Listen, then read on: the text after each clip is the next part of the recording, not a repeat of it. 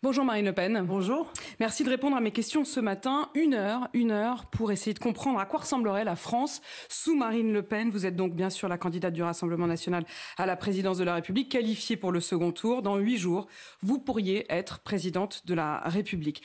Je voudrais qu'on commence tout de suite avec un mot que vous avez beaucoup utilisé hier soir au meeting que vous avez tenu ici à Avignon. Vous avez utilisé le mot barrage. Vous avez appelé les Français à faire barrage à Emmanuel Macron. Mais la vérité, c'est que le barrage, il est face à vous. On a vu depuis, dès le lendemain du premier tour, le constat, c'est que tout le monde veut faire barrage à Marine Le Pen. Vous imaginiez que ce serait finalement, comme à chaque fois, tout le monde qui se lève contre vous? Mais c'est qui tout le monde? Votre monde? Non, pas notre monde, ce sont les sportifs, ce sont les artistes, ce sont les entreprises, c'est le MEDEF, c'est les principaux syndicats. C'est-à-dire ceux qui, en réalité, ont le plus bénéficié de la politique d'Emmanuel Macron. C'est tout ce que je dénonce, en fait. C'est qu'en fait, la politique n'est pas faite aujourd'hui. C'est pas le gouvernement du peuple, par le peuple et pour le peuple, comme c'est exigé dans la Constitution française. C'est le gouvernement par un petit nombre, pour un petit nombre. Donc voilà, c'est un choix. Certains en ont bénéficié. Ils bénéficient de la mondialisation sauvage. Ils y vivent très bien. Et puis, je crois qu'il y a l'immense majorité du peuple français qui en vit en réalité très mal. Et c'est à cette immense majorité du peuple français que je viens dire, eh bien, défendez vos propres intérêts. N'ayez pas peur de toute cette agitation, de ces anathèmes qui sont lancés du jour au lendemain d'ailleurs. Le vendredi, j'étais un challenger, le lundi, je suis Belzébuth. Bon, moi, je veux bien, mais je pense que chacun Ça fait des années que vous êtes Belzébuth, si je vous... Non, je crois pas, non. Non, mais je veux dire, vous imaginiez peut-être que cette fois-ci, les choses auraient changé, justement. J'imaginais qu'on était dans une démocratie, qu'il y avait deux projets qui se faisaient face, comme ça existe dans toutes les démocraties. Mais les oppositions, elles sont parfois précisément sur votre programme. Mais vous dites le mot démocratie. On n'est pas en démocratie? On n'est pas en démocratie aujourd'hui? Je pense que dans une démocratie, encore une fois, on se confronte sur les idées, on se confronte sur le projet. Moi, c'est ça que je souhaite faire. J'ai été assez frappé de voir le président de la République commencer à lancer des anathèmes, des injures. C'est quoi des anathèmes? C'est quand il dit avec Marine Le Pen, c'est l'extrême droite qui revient? Bien sûr, c'est évidemment un anathème. Donc, on a le droit, encore une fois, d'avoir une pensée qui est différente dans une démocratie. C'est même le fondement de la démocratie. Donc, moi, je viens présenter un projet. Je le présente depuis 8 mois. Je suis allé sur le terrain. J'ai rencontré des dizaines de milliers de Français. 30 semaines de campagne pour non seulement présenter ce projet, mais l'affiner avec eux, le frotter à leur réalité, le frotter à leurs espérances, le frotter à leurs besoins.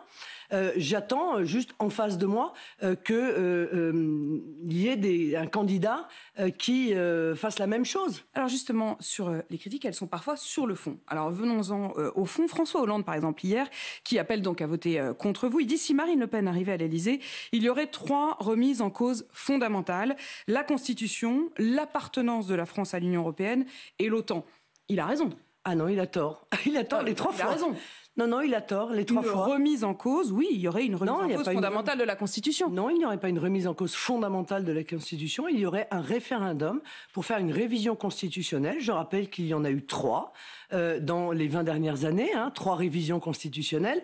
Et la seule différence, c'est que là, c'est le peuple qui serait consulté. Et dans cette révision constitutionnelle, il y aurait des ajouts, c'est-à-dire on transfère de la loi vers la Constitution des choses qui apparaissent importantes. Il y aurait la priorité nationale qui serait intégrée si les Français le souhaitent, si les Français le votent, c'est-à-dire la possibilité d'accorder des droits supplémentaires aux Français par rapport aux étrangers qui viennent sur notre sol. Et puis, il y aurait un article qui me paraît très important et qui dit qu'en fait, la Constitution, parce qu'elle est la loi suprême du peuple souverain, est supérieure en autorité à des textes internationaux qui pourraient lui être contraires. En fait, vous dites exactement la même chose que François Hollande. Vous dites précisément que c'est une forme de remise en cause de la Constitution. Mais enfin, toute révision de la Constitution serait dans ces cas-là une remise en cause. C'est pas vrai. Les référendums que vous c'est une révision, c'est les référendums que vous voulez faire, et vous le savez, il y a un certain nombre de constitutionnalistes qui depuis plusieurs jours sont sur tous les plateaux pour dire que ce serait même, l'expression a été lancée, une forme de coup d'État constitutionnel. Mais enfin, ce propos n'est pas sérieux.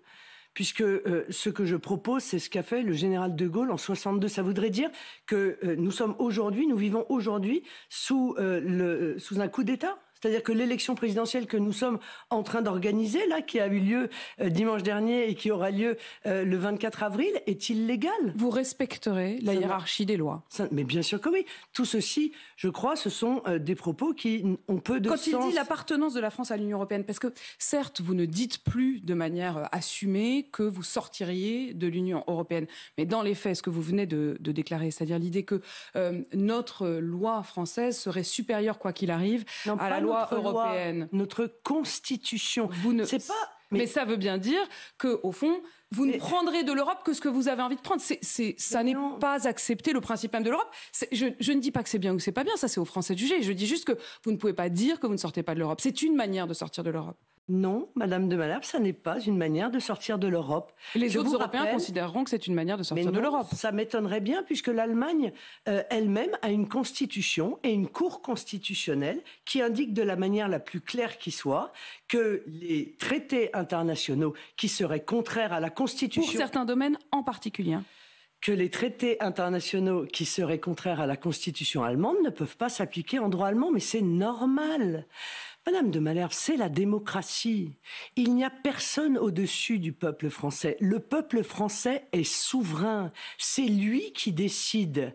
Et par conséquent, il ne peut pas y avoir de textes qui soient des textes d'émanation étrangère, internationale, qui aillent à l'encontre de la loi suprême que les Français se sont choisis. C'est parfaitement naturel. Donc, encore une fois, l'Allemagne fait la même chose. Donc, je crois qu'il y a beaucoup de fantasmes autour de tout ça, mais en réalité, ça n'est que l'application de la Constitution. C'est précisément la raison pour laquelle je veux qu'on puisse prendre le temps ce matin. C'est justement pour voir ce qui est vrai ou ce qui n'est pas vrai dans les critiques qui peuvent être faites à votre endroit. Mais vous avez notamment utilisé le mot référendum et vous avez parlé du général de Gaulle. Vous ferez des référendums, dites-vous, sur un certain nombre de sujets. Est-ce que si les Français vous disent non, vous vous engagez à quitter la présidence de la République? Mais bien sûr que non, puisque précisément... alors là, pas très gaulliste finalement. Non mais vous vous trompez. La réalité, c'est que, si vous voulez, ce que je veux faire, c'est une utilisation plus fréquente, plus normalisée du référendum. On a modifié les conditions du référendum dans une révision constitutionnelle, Madame de Malherbe, en 95, je vous rappelle. On a élargi les capacités du champ d'action des référendums. Bon. Avec désormais 2 articles qui vous permettent de l'actionner. Et en réalité, on n'utilise pas le référendum.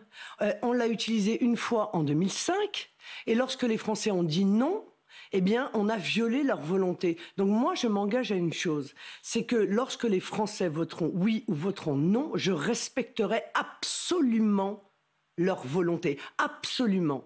Mais justement, je veux qu'on puisse utiliser plus souvent des référendums parce que je veux qu'on arrête de faire de la consultation des Français un choix sur des personnes. Je veux qu'on fasse des choix sur des projets. Mais il y a un référendum qui est pour vous la clé de voûte de toute votre politique. C'est celui que vous voulez d'ailleurs proposer très vite après avoir été élu. C'est ce référendum sur les questions d'immigration, sur les questions d'identité, de préférence nationale. Si à ce référendum-là, les Français disent non, dans les faits, vous resteriez quand même présidente? Oui, je resterai quand même présidente, car j'aurais été élue quelques semaines. Et ce serait pour le coup un refus presque de tout votre programme. Mais non, pas de tout mon programme. J'ai beaucoup d'autres choses. C'est quand même une clé de voûte. C'est pas une clé de voûte, c'est un élément important. C'est un élément important. Donc si les Français ne sont pas d'accord, vous restez quand même. Que de pouvoir maîtriser, encore une fois, nos frontières et maîtriser une politique d'immigration qui est depuis des années, en même temps, massive, anarchique et qui crée des problèmes qui sont des problèmes très importants dans la société. Et même, je vais vous dire, qui aspire en fait une partie importante de l'énergie de la société pour régler les conséquences de cette immigration anarchique. Étonnamment, vous en avez très peu parlé. Je vous rappelle quand même l'article 3 de la Constitution. La souveraineté nationale appartient au peuple qui l'exerce par ses représentants ou par la voie du référendum. Voilà, donc le référendum, ça fait partie de la Ve République.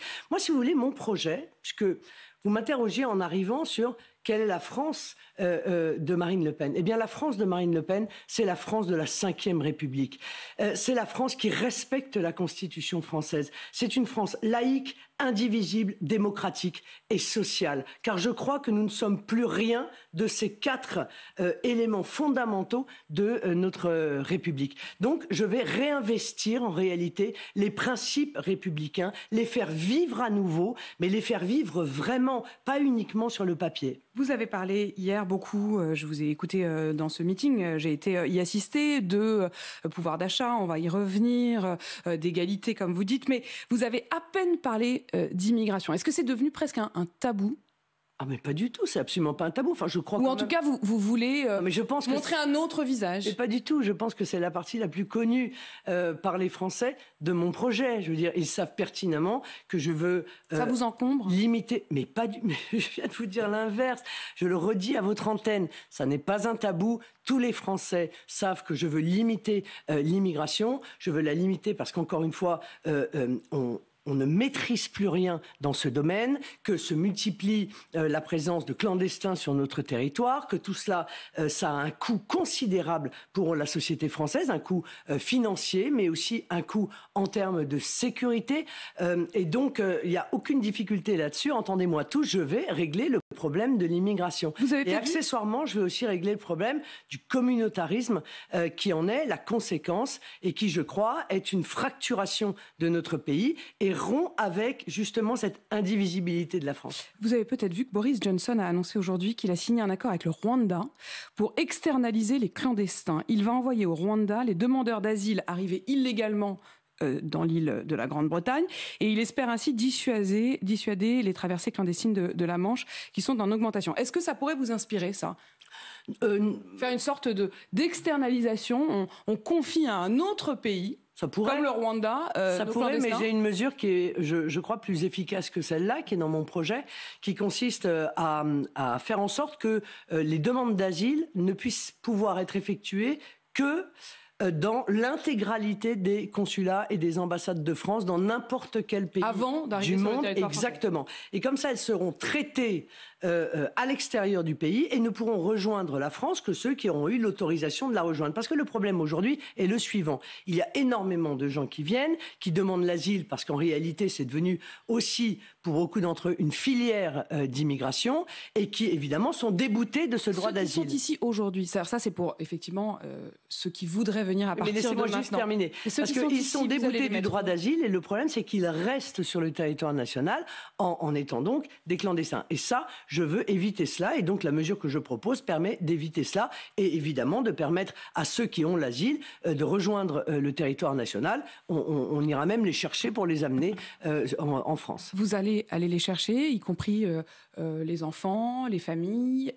Vous allez les mettre où en attendant ? Vous allez, si leur pays, le temps de faire les papiers, d'organiser que les pays dont ils sont originaires les accueillent. Vous le savez bien, nombre d'entre eux, quand on leur dit, voilà, il y a quelqu'un qui a eu le refus du droit d'asile ici, il faut qu'il reparte chez vous. L'Algérie, un certain nombre de pays, souvent ne les accueillent pas vraiment, et c'est ce qui rend très compliqué dans les faits le renvoi de ceux qui n'ont pas obtenu l'asile ici. Qu'est-ce que vous allez faire entre-temps ? Vous allez en faire quoi entre-temps ? Vous allez les mettre où ? Non mais là c'est différent. Ce que vous êtes en train de me dire, c'est qu'il y a un certain nombre de pays qui refusent la réadmission de leurs propres compatriotes. C'est-à-dire qui violent... Vous savez bien, c'est une des raisons pour lesquelles il y en a beaucoup qui restent. Donc qui violent le droit international. Donc je vais mettre en place une grande fermeté dans ce domaine parce que je crois que ces pays ne peuvent pas violer ainsi impunément le droit international. Donc les choses seront très claires. Tant qu'ils n'accepteront pas la réadmission des personnes qui sont indésirables sur notre territoire, eh bien, il n'y aura plus rien. Il n'y aura plus de visa, il n'y aura plus d'aide au développement, il n'y aura plus de transfert d'argent, il n'y aura même plus de capacité pour les dirigeants de ces pays de pouvoir se rendre propriétaires de biens dans le nôtre. Je vais être très ferme. Tout ça, j'ai bien compris. Et en plus, tous ces derniers jours, vous êtes nombreux à l'avoir bien expliqué. Mais en attendant, vous ne répondez pas à ma question. Qu'est-ce que vous faites de ces gens qui sont sur le territoire français, qui pour nombre d'entre eux sont des familles, sont là. On se souvient évidemment de l'affaire Leonarda, qui avait été une grande affaire à une époque, mais au fond, ce sont toujours des femmes, des hommes, des enfants. En attendant que le pays, comme vous le dites, réponde à la fermeté que vous allez leur imposer, ils sont là. Vous faites quoi ? Je suis désolé, mais s'ils sont en situation clandestine, ils sont dans des centres de rétention. C'est la loi française. Là, pour le coup, je n'invente rien, je ne crée rien. Ils sont en centre de rétention le temps qu'ils puissent être ramenés dans leur pays. Il y en a quand même un certain nombre, comme vous le dites, qui font l'objet de QTF et qui sont partout sur le territoire. Vous allez les prendre et les mettre dans des centres en attendant que les pays les accueillent ? Enfin, c'est l'application de la loi, madame. C'est l'application de la loi française. Je veux dire, on s'est trop habitué à ce que la loi française ne soit pas respectée dans notre pays. La loi, c'est l'expression de la volonté populaire. Donc, si on a le minimum de respect à l'égard des Français, on fait appliquer la loi qui a été votée par leurs représentants. C'est aussi simple que cela. Vous voyez, ça s'appelle, encore une fois, la démocratie et l'état de droit, pour le coup. Vous voulez toujours interdire le voile partout, parce que Robert Ménard, que j'ai interrogé il y a quelques jours, disait « J'étais au départ d'accord avec elle ». Mais aujourd'hui, j'estime que c'est une erreur et que ce n'est pas réaliste. Moi, je pense que c'est réaliste. Mais encore une fois, je le dis depuis longtemps, je ne sais pas pourquoi ce thème du voile réémerge. C'est quand même pas l'élément, c'est un élément qui est dans la loi, il n'y a aucune difficulté. Mais c'est pas l'élément, en fait, le plus fondamentalement urgent, celui-là. Ah bah moi, j'en sais rien, c'est vous qui me dites si c'est urgent ou pas. C'est dans la loi. Mais c'est pas urgent, finalement. Non, mais c'est pas ça, c'est pas ce que je dis. Je dis que vous ne cessez de me parler de cela. Je ne sais pas pourquoi. Non, mais c'est pas parce que vous ne parlez plus d'immigration dans vos meetings que nous, on ne va pas vous en parler. C'est que sur chaque plateau, on parle du voile. J'en suis ravie. Mais j'aimerais bien qu'on parle aussi du contenu de la loi que je veux proposer pour lutter contre le fondamentalisme islamiste. Ça veut dire qu'il faut aussi... Vous parlez aussi de la barbe et de la djellaba. Non, il faut aussi supprimer tous les financements aux associations islamistes. Il faut interdire leur constitution. Il faut interdire les frères musulmans et le salafisme.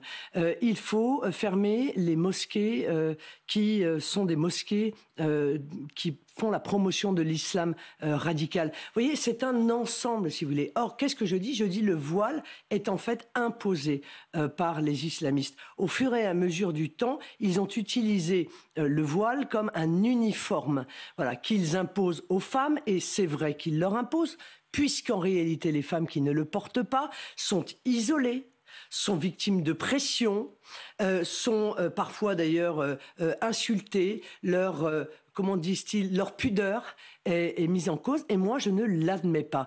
En France, toutes les femmes doivent pouvoir vivre librement et je veux les préserver de toute pression. Mais certaines disent qu'elles sont libres. Vous avez sans doute vu l'échange entre Emmanuel Macron et une femme voilée à Strasbourg. Il lui pose la question, il lui dit « Mais est-ce que vous le portez librement ?» Elle répond « Ah oui, c'est un choix, c'est un choix, c'est un choix. » Et il la félicite. Ouais. Vous lui auriez dit quoi, vous ? Il n'y a qu'un malheur, c'est que celles qui ne le portent pas, elles n'ont pas le choix en réalité de ne pas le porter. Donc, vraiment, je considère que l'interdiction du voile est essentielle. Essentielle. Voilà. Donc, vous m'avez dit que c'est pas une urgence, mais finalement, c'est quand même essentiel. Ce que je veux dire, c'est que c'est pas la seule mesure. Ça n'est pas la seule mesure, c'est un ensemble. Je veux lutter contre l'idéologie totalitaire islamiste.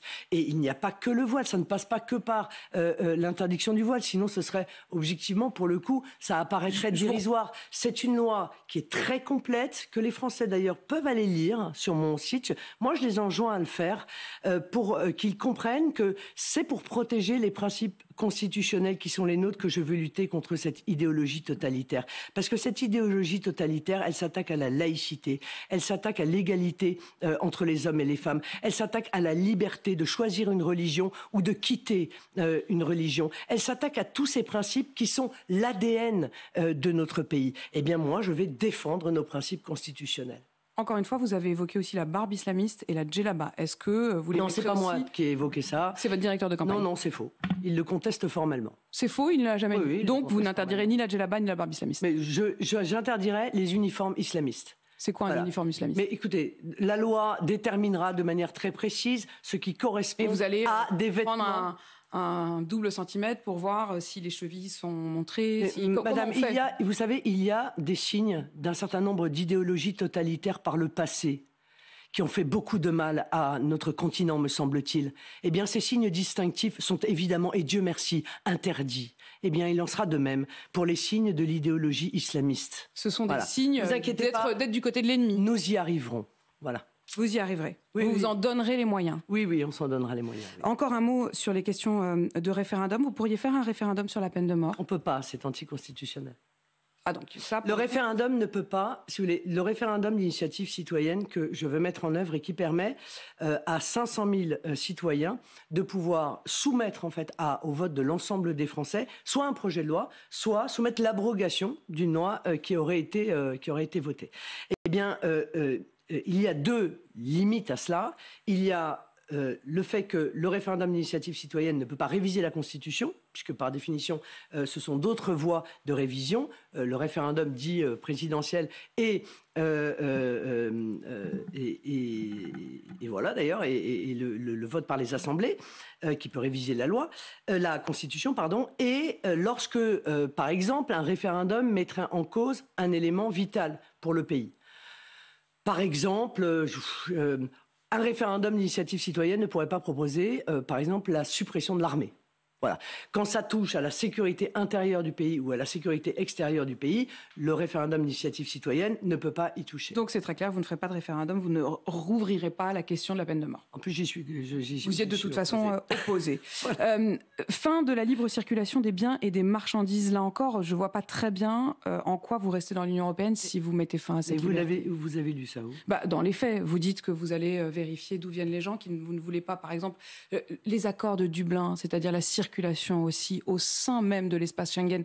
Dans les faits, avec vous, c'est fini. Non mais attendez, je crois qu'il y a eu vraiment une ambiguïté sur ce sujet. Eh bien, levez cette ambiguïté. Non mais pardon, cette ambiguïté volontairement créée par mes adversaires.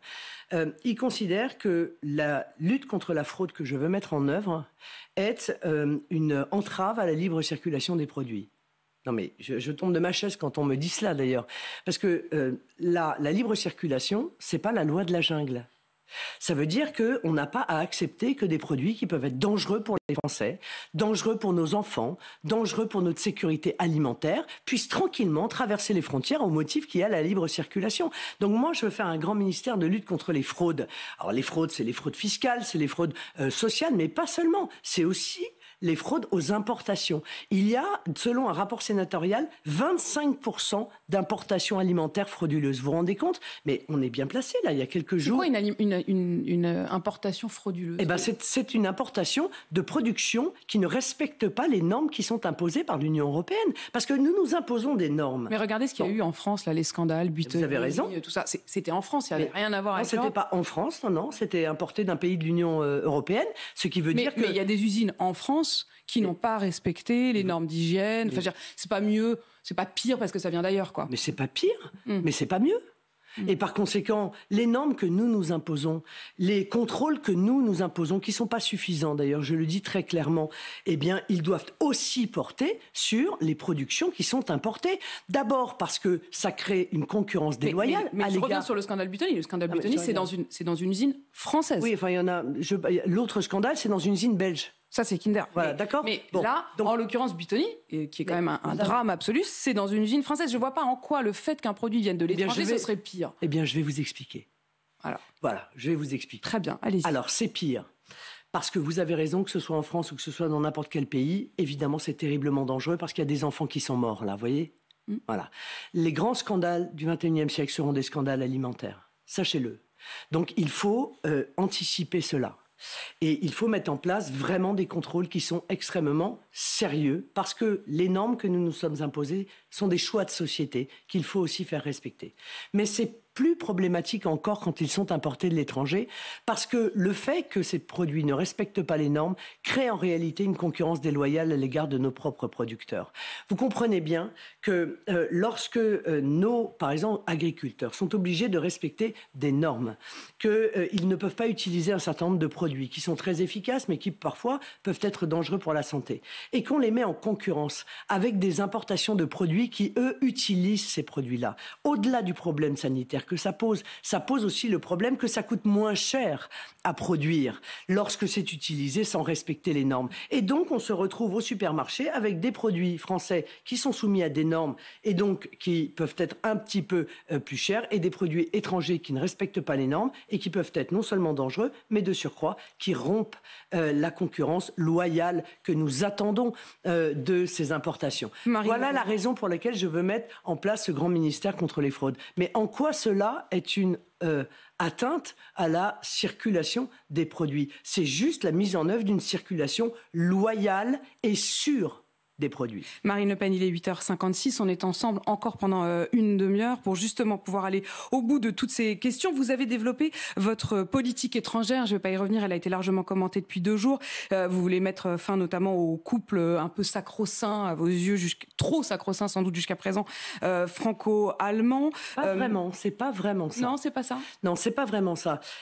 J'ai dit qu'au contraire, d'ailleurs, je souhaitais, enrichir les liens entre la France et l'Allemagne, notamment par le fait de développer l'apprentissage de la langue allemande, le fait de faire plus de coopération entre les chercheurs, d'échanges entre les enseignants. Entre les chercheurs, allemands, oui, mais les industriels, non. Allemands et français. Donc j'ai pas mal de projets. Vous voulez bien qu'ils cherchent ensemble, mais vous voulez pas qu'ils produisent ensemble. Pour renforcer ce lien entre nos deux pays. Ce à quoi je veux mettre fin, c'est la coopération industrielle en matière d'armement. Pour une raison très simple, c'est qu'en réalité, l'Allemagne a une vision qui est radicalement différente, une philosophie qui est radicalement différente de la nôtre. Donc, nous travaillons ensemble sur la mise en œuvre d'armement, mais qu'en réalité, sur lequel nous n'avons pas la même politique d'exportation. Donc, je pense que c'est une coopération qui est inutile, et donc la France doit pouvoir envisager elle-même de trouver le successeur du Charles Leclerc, de fabriquer le successeur du Rafale. Cette coopération avec l'Allemagne en matière d'industrie d'armement, il faut l'arrêter. Les massacres du peuple ukrainien, est-ce que vous parleriez de génocide ? Non, je ne parlerai pas de génocide. Emmanuel Macron non plus, hein. Il ne parle pas de génocide, contrairement à Joe Biden ou Justin Trudeau. Oui, mais il est sûr qu'il s'agit de crimes de guerre. Voilà, là, c'est une évidence. Ce sont des crimes de guerre, ce sont des civils désarmés qui ont été massacrés. Donc, on est clairement dans le cas de crimes de guerre. Vous souhaiteriez que Vladimir Poutine soit jugé pour crimes de guerre devant... Pardon, mais d'abord, il faut une enquête de l'ONU. Je suis désolé. Bien sûr. Mais je vous demande simplement voilà. Votre souhait. Je ne dis pas qu'il n'y aurait pas d'enquête, je ne dis pas qu'il n'y aurait pas de tribunal. Je comprends que on se laisse évidemment, on tient des propos qui sont liés à l'émotion et c'est normal.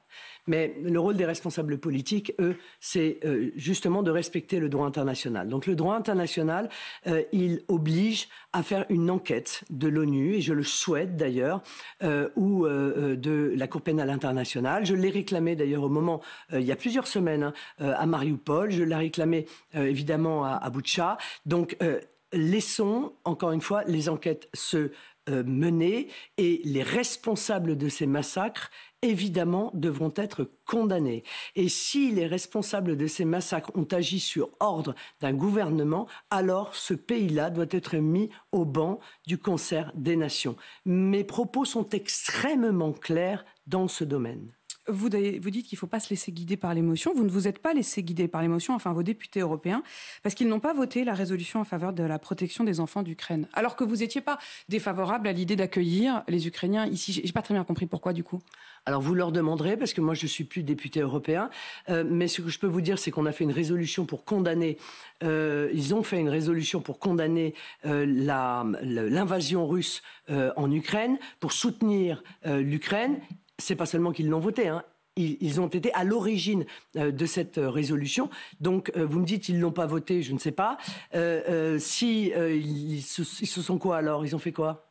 Ils se sont abstenus. Ils se sont abstenus. S'ils se sont abstenus, c'est probablement parce que dans l'ensemble de cette résolution, il y avait d'autres éléments qui étaient des éléments notamment qui pouvaient avoir des conséquences sur les Français. Car très clairement, je l'ai dit, hein, je me suis exprimé sur les sanctions qui ont été réclamées, d'ailleurs par la France, et dont j'ai dit dès le départ, attention, ces sanctions vont avoir plus de conséquences en fait sur les Français qu'ils ne vont en avoir sur la Russie. Et je ne veux pas, si vous voulez, que les Français soient en réalité économiquement, dans le domaine de leur pouvoir d'achat, les victimes de sanctions qui, de surcroît, ne seraient pas efficaces. Vous voyez, mais il y a aussi un autre moyen, après tout, hein. On pourrait très bien aussi demander à tous les pays qui sont pour des sanctions, de payer les conséquences aussi, de payer, c'est-à-dire de contribuer pour que les peuples comme le peuple français ne subissent pas de plein fouet les conséquences de ces sanctions. Je ne comprends pas très bien. Qui payerait pourquoi ? Je ne sais pas, par exemple, les États-Unis veulent supprimer l'importation de gaz russe. Bon, la suppression de l'importation de gaz russe va avoir une conséquence, c'est que, si tant est qu'elle soit mise en œuvre, car ça n'est pas le cas pour l'instant, ce serait de multiplier par 4, 5, 6 peut-être le prix du gaz et de l'électricité des Français.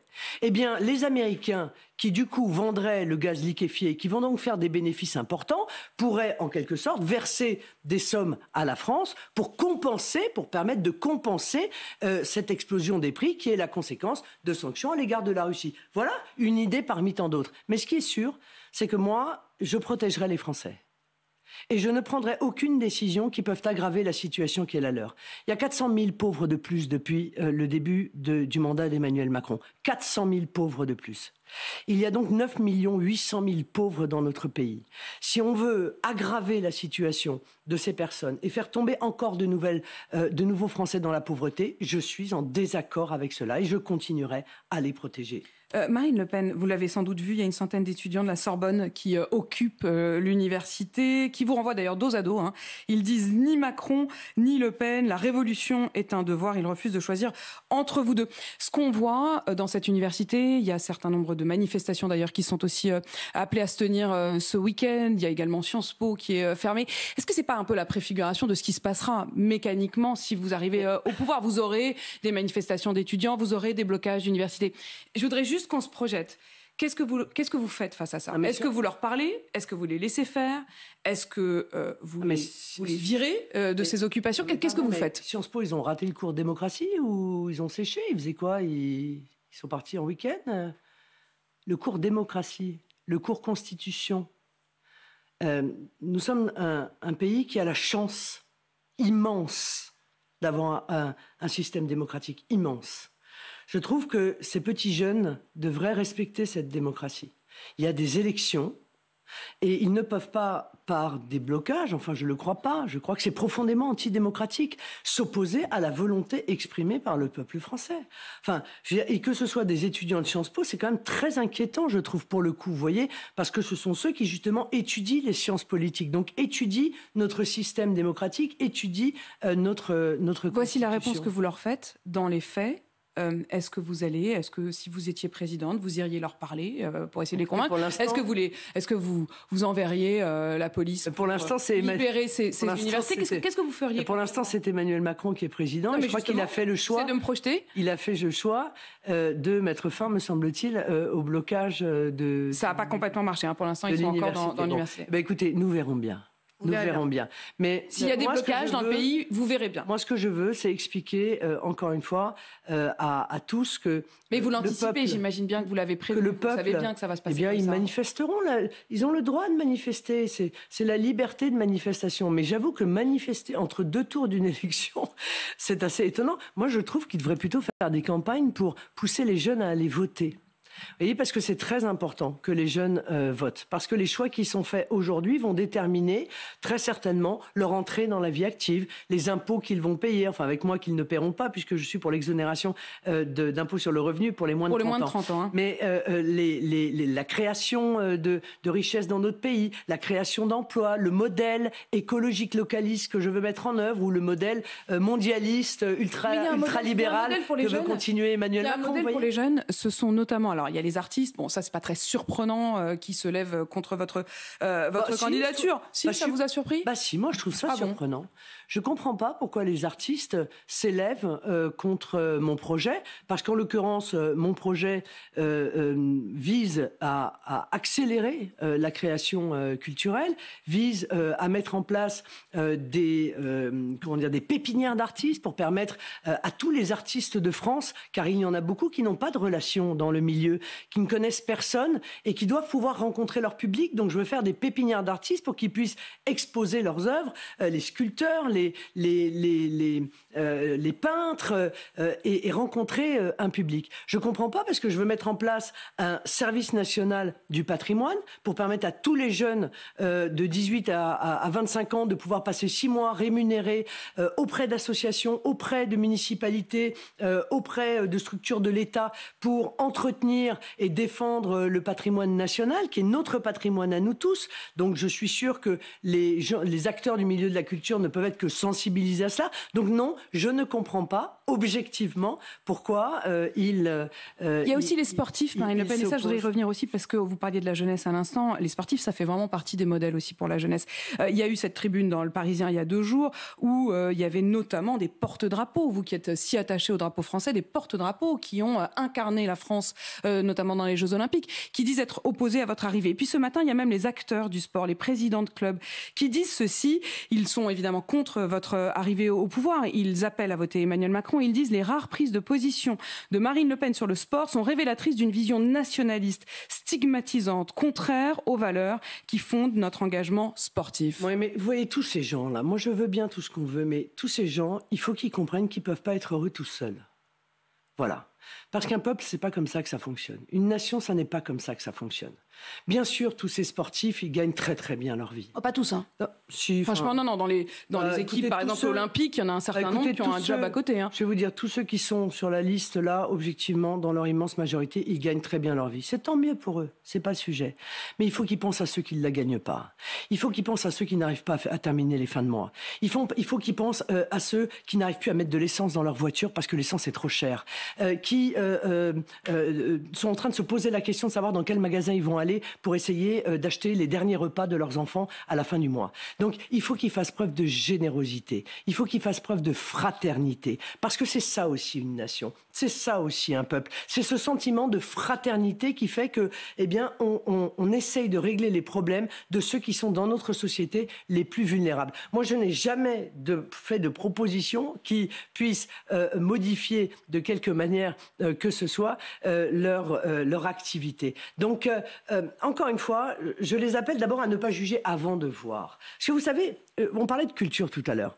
Moi, je me souviens, quand on a fait la campagne municipale à Hénin-Beaumont avec Steve Briouat, le milieu culturel d'Hénin-Beaumont était vent debout contre la candidature de Steve Briouat. Parce qu'elle était pleine d'a priori. En disant, il va baisser la culture, il va supprimer les subventions, il va... Bon. La réalité, c'est qu'aujourd'hui, jamais l'offre culturelle n'a été aussi importante à Hénin-Beaumont que depuis que Steve Briouat est maire de la ville. Et les acteurs de la vie culturelle d'Hénin-Beaumont se sont rendus compte que, eh bien, ils avaient des a priori, en fait, sur la gestion Rassemblement national d'une ville et que tout avait été fait, au contraire, pour les aider, pour faciliter la création culturelle, pour faciliter l'offre culturelle, parce qu'on parle souvent de déserts médicaux, mais il y a aussi des déserts culturels. Il y a des tas d'endroits en France et je pense que c'est vraiment quelque chose auquel je souhaite m'atteler. Il y a des tas d'endroits en France qui n'ont en fait accès à aucune offre culturelle. Donc l'idée, c'est aussi de permettre à tous les Français, puisque mon slogan de second tour, vous le savez, c'est pour tous les Français, permettre à tous les Français de pouvoir avoir accès à une offre culturelle. Vous, Président, vous iriez soutenir l'équipe de France à la Coupe du Monde au Qatar ? Oui, j'aurais pas choisi le Qatar, moi. Honnêtement, Mais vous iriez, une fois que c'est fait, une fois que c'est décidé, vous ne boycotterez pas. Mais si on est en finale, évidemment, j'irai soutenir l'équipe de France. Vous ne direz pas dès le début, vous irez seulement si on est en finale. Je crois que je vais avoir beaucoup de travail. Je voudrais qu'on parle de l'économie parce que vous dites justement, bah non, moi je vais rétablir une forme de confiance avec tous. Vous parlez hier de croissance, rétablir la prospérité, la croissance, j'ai bien entendu ces mots. Sauf qu'il y a aussi de nombreux chefs d'entreprise qui appellent à faire barrage contre vous. Ils disent que le rayonnement, je vous parle du MEDEF, je vous parle de la une des Échos hier, quotidien de référence du monde économique. La une des Échos hier, c'était votre visage avec marqué les dangers d'un programme. Puis il n'y a pas que les grands patrons avec le MEDEF, il y a aussi la CPME, c'est-à-dire... Non, la CPME, elle ne donne pas de... Non, pardon, la CPME ne donne pas de consigne de vote. Ils ont dit que le programme d'Emmanuel Macron leur était davantage favorable. Non, je pense qu'ils se trompent en l'occurrence. Mais même le monde rural, vous êtes en effet davantage élu dans le monde rural. Mais la FNSEA, personne en fait n'appelle à voter pour vous. Oui, mais vous savez, je pense que dans notre pays, en réalité... il y a beaucoup de gens qui s'expriment avec une forme de crainte à l'égard du pouvoir. Ils ont peur. Je pense qu'ils se disent qu'ils pourraient éventuellement, s'ils prenaient une position inverse, se le voir reprocher, oui. Avoir des représailles ? Oh, des représailles, je ne sais pas, peut-être. Peut-être, ça pourrait exister, oui, bien sûr. On serait moins entendu, peut-être moins bien traité. Mais je crois surtout que c'est aux Français de se faire une opinion. Et si les Français lisent mon programme économique, et les chefs d'entreprise d'ailleurs, de manière générale, et particulièrement les chefs d'entreprise des TPE-PME, parce que moi, mon programme, c'est tout pour les TPE-PME. Eh bien, un chef d'entreprise de TPE-PME, il ne peut pas considérer que mon projet est contraire à ses intérêts. C'est impossible parce que tout est fait pour eux. Que ce soit la politique localiste que je veux remettre en œuvre, que ce soit le patriotisme économique qui fait que les entreprises françaises seront avantagées évidemment dans les marchés publics, que ce soit les mesures fiscales qui visent à supprimer la contribution, la CFE, la contribution foncière des entreprises. Eh bien, tout cela, en réalité, est fait pour les TPE-PME. Donc, je pense qu'il y a encore une fois une forme de révérence à l'égard du pouvoir, peut-être de crainte par rapport au pouvoir qui est en situation. Mais le fait qu'ils n'appellent pas, qu'ils ne donnent pas de consigne de vote, je pense que c'est aussi, en fait, à mon avis, un élément. Vous dites que ceux qui n'appellent pas à des consignes de vote, ceux qui ne n'appellent pas sciemment à voter pour Macron, en réalité, c'est une manière de dire qu'il faut voter pour vous. En fait, parce qu'ils n'osent pas aller plus loin, ils n'osent pas le dire. Mais vous savez, tous ces syndicats, ces associations... Enfin, ça veut dire que vous faites encore peur, pardon, mais vous dites tout le temps, je ne fais plus peur, ou je ne sais plus à qui, visiblement à eux, en tout cas, vous faites peur. Je ne sais pas si c'est moi qui leur fais peur.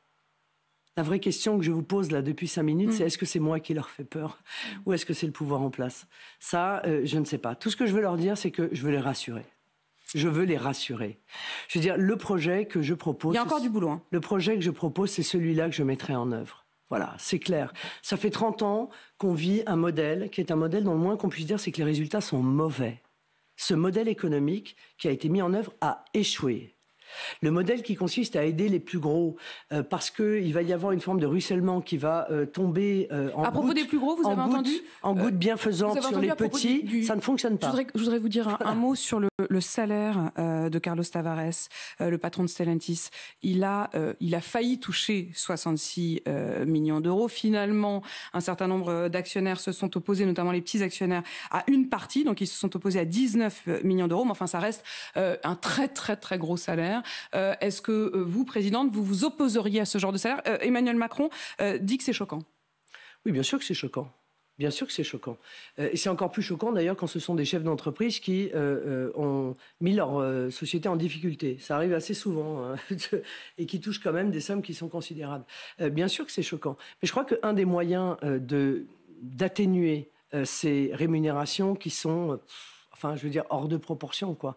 Vous voyez, par rapport à la vie économique. C'est peut-être justement de faire entrer les salariés comme actionnaires. Moi, je vais réfléchir à... Oui, pas seulement la participation. Je pense que dans des sociétés telles que celle-là, il faut réfléchir à un concept qui serait une sorte de réserve légale de titres, qui soit partagée par tous les salariés. Réserve légale de titres. Ouais, qui serait partagée par tous les salariés à égalité. Totalement. C'est-à-dire qu'il n'y aurait pas les salariés, les cadres qui auraient plus et puis les salariés qui leur seraient inférieurs qui auraient moins. Tout le monde, en fait, serait tous les salariés seraient propriétaires d'une partie, en fait, de cette réserve légale de titres. Vous voulez notamment pourquoi je vais vous dire salaires, pourquoi. Ça, c'est une des réponses je vais à vous dire votre... pourquoi, parce que mais comment vous allez les contraindre? C'est-à-dire quand quelqu'un comme Carlos Tavares... Arrêtez avec la contrainte. On n'en peut plus de la contrainte. Je ne veux pas d'un pays qui contraint en permanence. Mais vous pensez que sans les contraintes, les patrons vont augmenter leurs salariés spontanément? Oui, ça fait 2 ans qu'on est contraint tout le temps. Vous pensez que Carlos Tavares, qui se prend ses 66 millions, il va augmenter tout le temps. Dans le même temps les autres? Moi, je suis pour l'incitation, pas par la contrainte. Je suis pour vous êtes la gentille. Non, je suis pas. Ça va se faire gentiment. Et pourquoi pas? Et pourquoi pas? Et pourquoi pas? Oui, par exemple, je propose aux entreprises d'augmenter de 10% leur salaire jusqu'à 3 fois le SMIC. Pourquoi je le fais? Parce que je sais qu'elles savent qu'elles ont besoin d'augmenter leur salaire.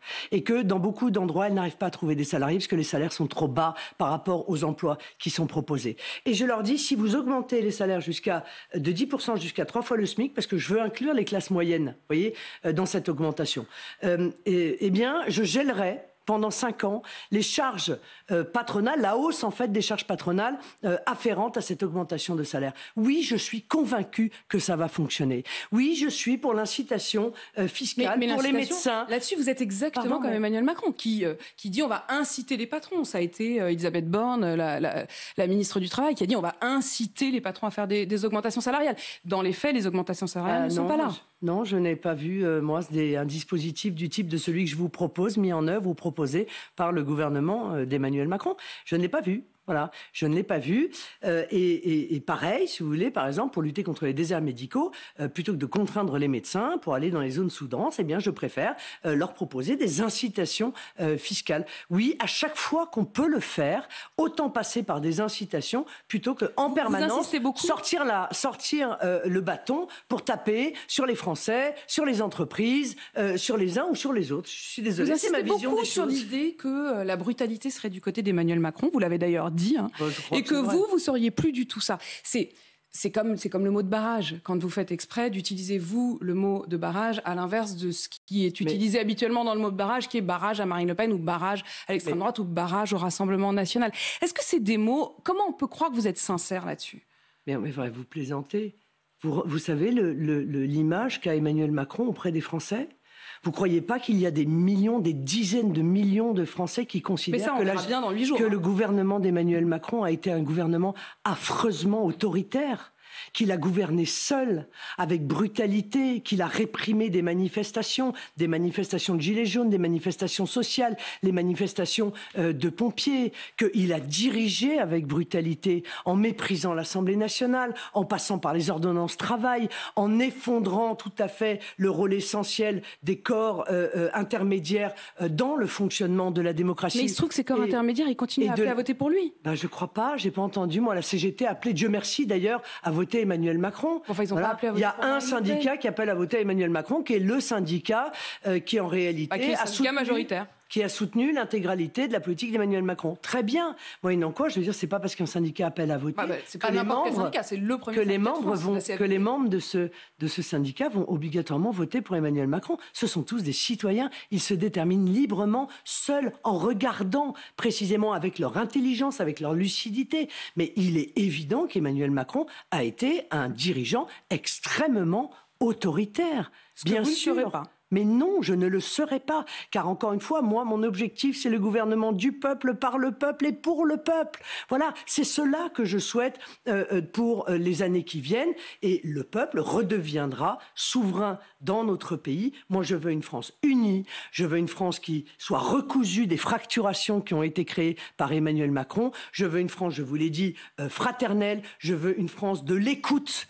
Une France de la discussion. C'est la raison pour laquelle, dans une tribune, d'ailleurs, j'ai proposé que dès l'automne, on fasse une grande conférence sociale pour redonner aux syndicats, qu'ils soient syndicats de salariés ou qu'ils soient syndicats patronaux, le rôle qui est le leur dans le fonctionnement normal de notre protection sociale. Vous avez revu Marion Maréchal depuis le printemps? Non. Vous voulez recoudre la France, mais vous n'arrivez pas à vous recoudre entre vous, quoi. Oui. Non mais pardon.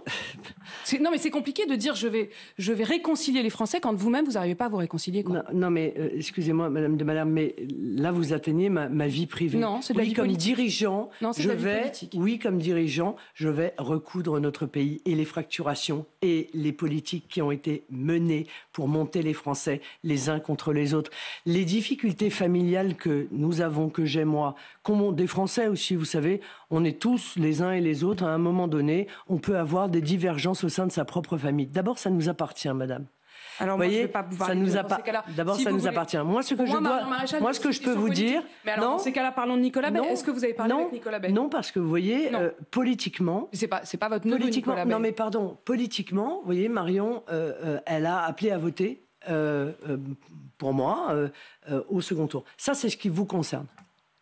Tout le reste, ça me concerne. Vous nous avez simplement quand même dit que vous ne l'aviez pas revu. Stéphane Ravier, Nicolas Bay, Gilbert Collard. Mais madame, pardon, mais... Ils sont partis, tous ces gens-là sont partis. Excusez-moi, mais ils ont quitté. Ça n'est plus, madame... Je voudrais comprendre ce que ça dit. Ça n'est plus mon problème.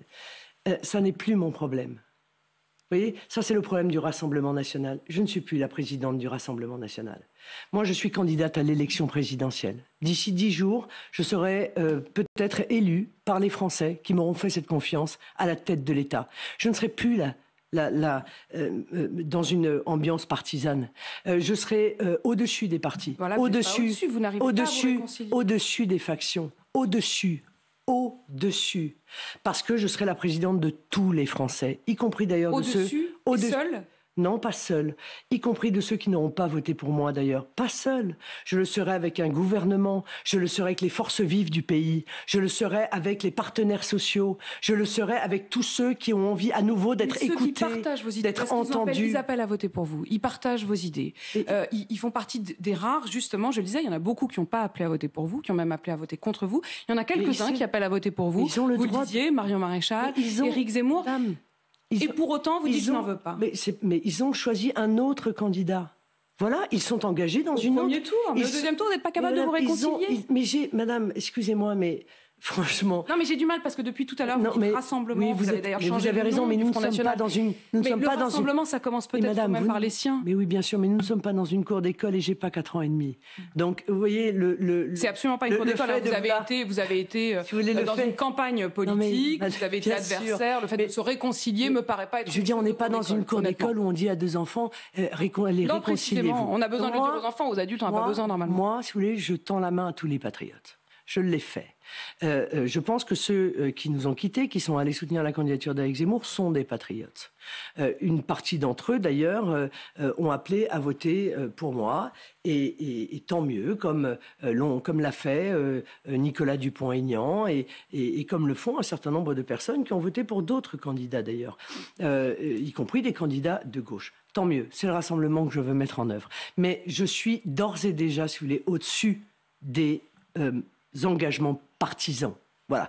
Donc, le problème de ceux qui nous ont quittés, qui reviennent pas, etc. Tout ça, c'est le problème de Jordan Bardella. C'est lui qui est le président du Rassemblement national. Il n'y aura ni Éric Zemmour, ni Marion Maréchal dans votre gouvernement. Mon rôle à moi, c'est de rassembler le peuple. Mais vous avez dit qu'il ne serait pas dans votre gouvernement. Donc, vous n'êtes pas capable de gouverner avec des gens qui ont les mêmes idées que vous. Mais voilà, comme ils sont partis, c'est tant pis pour eux. Je vais vous rappeler les institutions de la République française. Le président de la République choisit un Premier ministre. Et c'est le Premier ministre qui soumet au président de la République son gouvernement. C'est comme ça que ça se passera. Marine Le Pen, prochaine étape, ce sera le grand débat. La semaine prochaine, vous avez encore des déplacements aujourd'hui, mais ensuite vous allez préparer le débat et vous mettre un peu en retrait de la campagne active. Je vais préparer le débat, c'est assez normal. pendant 2 jours, je pense que c'est un moment important, c'est un moment qui est attendu. Évidemment, il y a des millions de Français qui vont regarder ce débat, voir les 2 projets qui sont soumis à leur choix. Le projet patriote que je défends, le projet national, et puis le projet mondialiste d'Emmanuel Macron. Ça va tout changer, évidemment, ce choix. Pas seulement pour les 5 prochaines années, d'ailleurs. Je pense presque pour probablement les décennies qui viennent. Parce que vous voyez, par exemple, les choix en matière énergétique, c'est pas pour les 5 prochaines années, c'est pour les décennies qui vont venir. Merci Marine Le Pen d'avoir accepté de répondre à mes questions ce matin sur AMC et BFM TV.